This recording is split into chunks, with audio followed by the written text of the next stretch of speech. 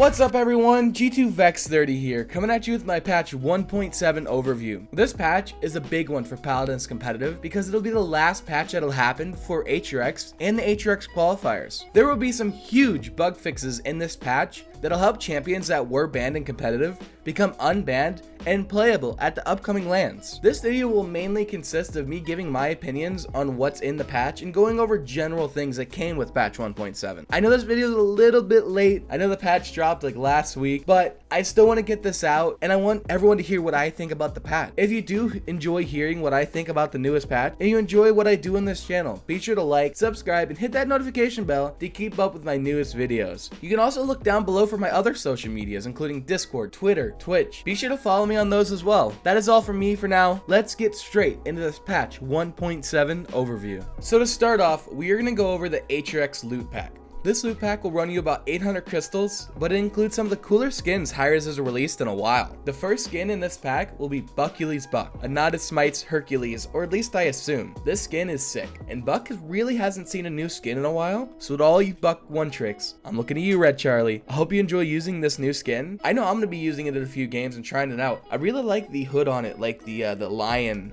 hood. It looks really good, and they did a really good job on it. The next skin we will be going over is the Navi Maldamba. This skin was made because Navi won the last HRX, and the design of the skin seems a little bit simple on the surface, but when you add in the head, which was changed to look like the trophy from HRX, and the snake getting new animations, and getting this really cool blue glow on the back of it that really I absolutely love. This skin alone makes the loot pack worth it. They did a really good job on the skin, even though it's kind of a recolor in some parts, but a big change in others. I'm gonna incorporate this snake into my skin combo because I think the snake is the biggest part of the skin, to be honest. I really love the look of it. The color scheme of Navi is great. Good job on this skin. And the final content added to the loot pack will be the Molten Prowler mount. I honestly love when hi-rez releases new mounts, especially when they look as good as this one does. You spend at least 15% of your time on these mounts, not including when you mount up pressing shift and you're just sitting in spawn on the mount staring at it. When you are rocking a mount as good as this one, you will be the highlight of the game no matter what. So props to the art team on this design. The colors really come together, and it seems to be based off the design of the Mecha Prowler, but it's really good and it's really unique into this game. The next edition of content we're going to talk about is the Cyber Chest. Now this chest will put you behind about 125 crystals per roll. We have a chance to get some of the newer and more well-designed skins in Paladins. The newest skin to be added to this chest, which was spoiled I think last patch, but finally made its way into the game, is Prototype Koga. This skin has this true cyber feel to it. Makes you feel like you're in like a futuristic movie, like you're the bad guy, you know? It's kind of cool. Also, Koga really needed some love, so I'm glad they gave him such a sick skin. The Cyber Chest will also include a few rare champion skins, some weapons, emotes, MVP poses, and champion voice packs. So even if you don't get the Prototype Koga on your first roll, you're guaranteed to get some sick content no matter what. Now moving away from content and skins added to the game, let's move on to the ranked reset. And the start, a split 3. Ranked reset means there was a soft matchmaking reset, so it wasn't full wipe. You're still going to be placed, even if you're qualifiers and people close to your skill level, you have to redo your qualifying matches. They also wiped the leaderboard, so if you're up on that leaderboard, you have to regrind your spot. There's also new split rewards, which I don't know what those are, but you'll have to check them out in game. Rewards for playing 25 games, you receive the Lore Lady Announcer Pack. That sounds pretty cool. I kind of might play ranked just to get that, to be honest. And rewards for finishing your placement matches, you get a gold chest. Now, a gold chest isn't much, but you're going to play your placements anyway, so you might as well get it. And some of you really might care about this. If you ended up on the Grandmaster leaderboard, you received, if you were first on the Grandmaster, 2,500 crystals. Second, receive 1,500. Third, 800 crystals. Fourth through 10th, 400 crystals. And 11th through 100, 200 crystals. Now, this is really good incentive to grind rank. They announced this crystals before the ranked, and it'll keep going. So you will earn crystals if you're up on the Grandmaster leaderboard. So go out there and grind ranked if you want some crystals. Also, if you end up being top 3 on the champion leaderboard, you received 400 crystals for being first, 200 crystals for being second, and 100 crystals for being third. All these changes to rank, even though they weren't major, It's just a reset for the new split. Wasn't really anything to help rank become better, to be honest, but it's a fresh start, so you might see more and more people playing rank. So get out there and let's grind. Let's go. Also, expect me to do my qualifying matches soon. It might be post HRX, so the videos might be super late, but I plan to do them at some point. All right, let's move on to the first part of 2 parts of the core of this patch, the balance. Let's start off with Androxus. Defiance no longer goes through power siphon and reversal, so Andro can't punch himself through reversal, punch another Andro.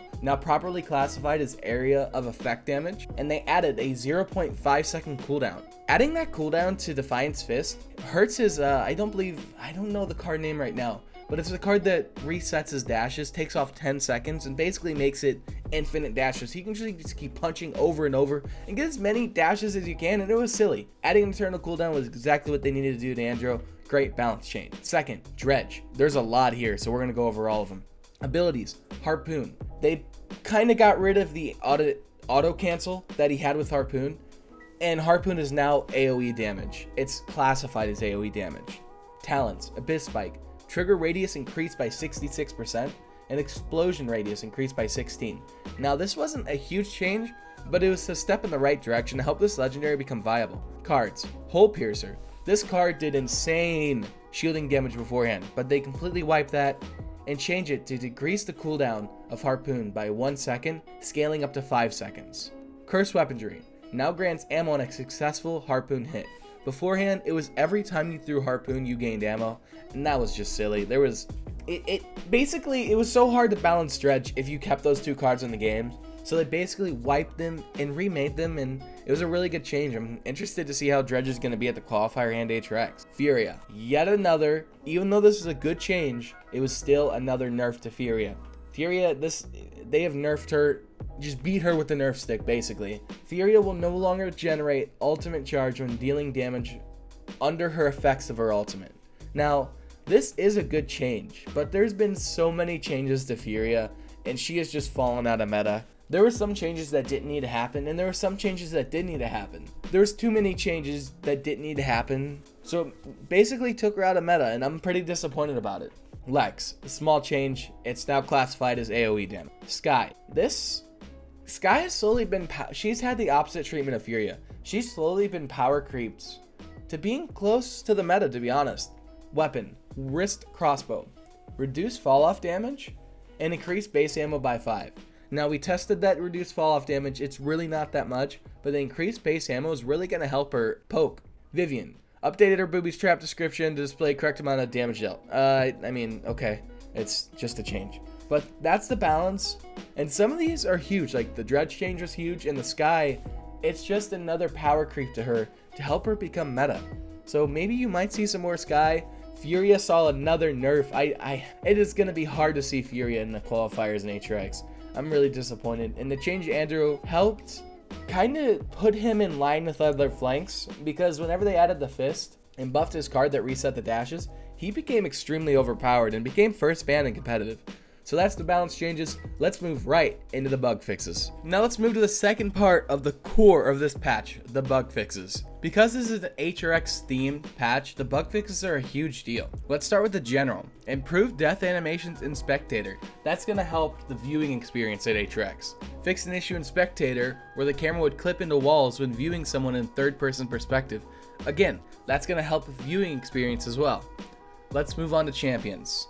Cassie, fixed an issue where exaction would apply bonus damage to the crossbow shot after dodge rolling. Now, this mainly came down to shields, I believe, and I'm not too sure what this bug was, but it was a fix. I think it had to do with shields though, her hitting shields or something. But let's move to the next one, Dredge. Fix the bug where golden weapon would not play the appropriate death effects. I'm not sure what that means again. Drogos. Fix an issue where Drogos' collision cylinder was incorrectly moving with Drogos' body with the certain abilities. Now, when you thrusted as Drogos, it would be very hard to hit him, and sometimes you feel like you're missing Drogos when he thrusts. This was the problem with it. It wasn't his hitbox and his animation, like his body, his textures, weren't in line. So sometimes you feel like you're hitting Drogos, but you're really not. Grok. Fix the bug where Spirit's Domain would amplify damage dealt to the target by allies. When you're running Spirit's Domain, the healing legendary, and you would hit an enemy, it would increase your damage and allies' damage. That was broken. That's why Grok was banned and that legendary was banned in competitive play. They changed it. He's not confirmed unbanned yet, but he should get unbanned based off this fix. And amen.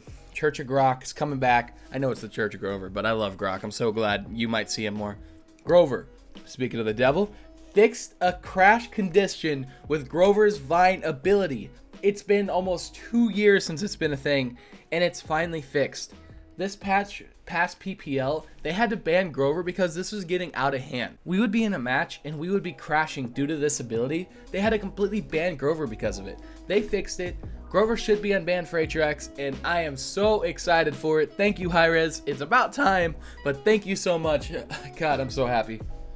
Genos fixed an issue where void gripped enemies would not rotate to show the direction where they were facing. Oh my god. When Genos was being played more, that was so annoying. I don't know if it was just spectator or in-game. Yeah, it was in-game too.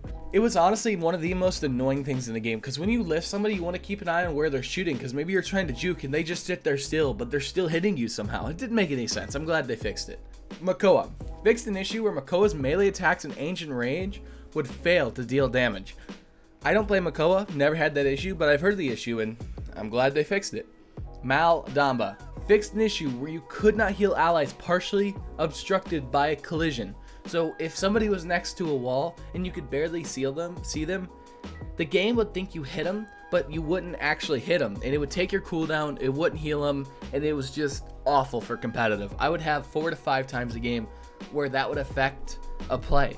That would make it to where somebody died, or it would totally change the outcome of a game because of one little bug. Also fixed an issue where a player with Nakona's curse equipped would hit a shield with mending spirits and deal no damage to the shield. I believe this also fixed Damba's issue with not being able to heal through enemy shields. That's something I need to test. I believe it did though. Terminus fixed an issue where reanimating shortly after using Shadowfall would result in an incorrect explosion location.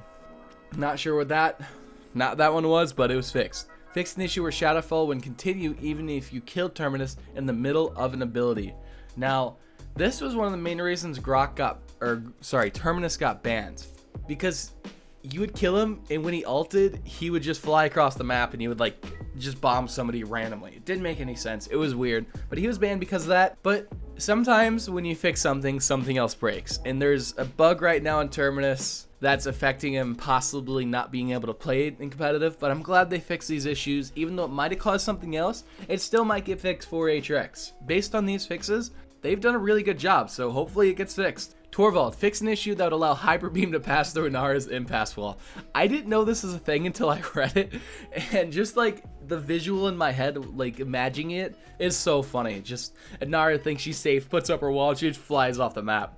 Victor fixed an issue that would allow Victor to gain infinite ammo. I've never seen this or heard of this until now, or after I read this, and that's pretty funny. I don't know what was causing that. Vivian, Silver Tongue Vivian hair is now silver. Wow, okay. Ying fixed an issue that was preventing Ying from healing ally through shield when life exchange talent was equipped. Now, I'm not too sure if that is... I'm not too sure if that's her right-click healing or clone healing. That's something I have to test, but that's a big deal for Ying no matter what. Maps, Fish Market fixed an issue where ground deployables would deploy inconsistently on the second story of plank walkways. That's always been an issue on maps like that where there's plank walkways like Splitstone, Fish Market, and hopefully that fixes it for all of them. And one that's under investigation, champions using MVP poses of a different champion, blah blah blah. That's unimportant. But the big ones, the champion bug fixes are here. Things are gonna be unbanned for competitive going into the HRX and HRX qualifiers. It's gonna make for a better viewing experience. It's gonna make for a better competitive experience, and it's amazing, just great for competitive play in Paladins. If you don't watch competitive Paladins, you should be. I personally play for G2 Esports. We're going in as the 4th seed in HRX, 2nd seed NA, and we are so excited for this HRX. And us as a team, we're just so excited to see these changes because there's so many more options that are opened up. So let's go through the list again. Let's talk mainly about the competitive changes that are going to affect competitive. The first one was Drogo's hitboxes. It actually really made Drogo's better when you can't hit him during thrust. So now that that's changed, Drogo's should be a little bit worse. It's really not a big change, but you know, it's still a big deal. Grok. Spirit's domain is now is now fixed. So that should be unbanned, and Grok should be unbanned from competitive. So you might see Grok Healer come out. Grover, they fixed Vine Crash. Amen, hi-rez. Thank you so much. I've been pushing for this for so long, and Grover should be unbanned going into qualifiers and HRX. Let's see, what else is there? Damba, he's already, I believe, the best healer in the game. And these fixes just pushed him even further into it, where he can now heal allies that are next to walls, and then you wouldn't get what I call no reg, and a lot of people call no reg, no registration. The heal wouldn't register. So aim for that, and he should be able to heal through shields now. Terminus, they fixed what was caused him to be banned previously, but it also caused another issue that might get him banned now.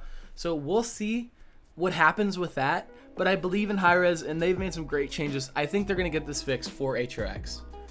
I think that's it though. I'm so happy to see these changes. For competitive, it is so exciting to see. They're taking an interest, and especially for HRX, they're really listening and they're making the changes that need to be made.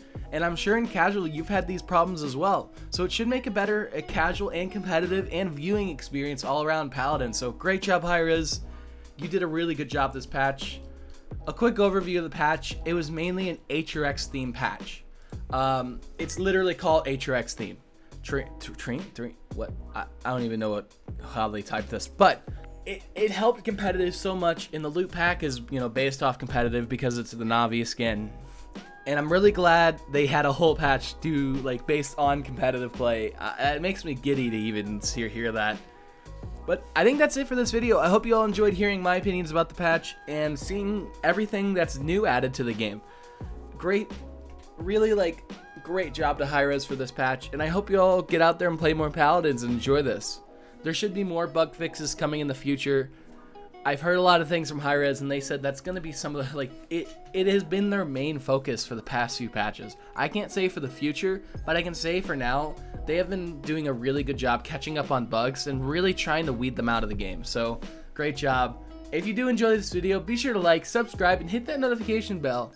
And that is all from me. I hope you enjoy your day, night, evening, morning, dawn, or dusk, or whatever it is where you live. And I will see you in the next video. Later.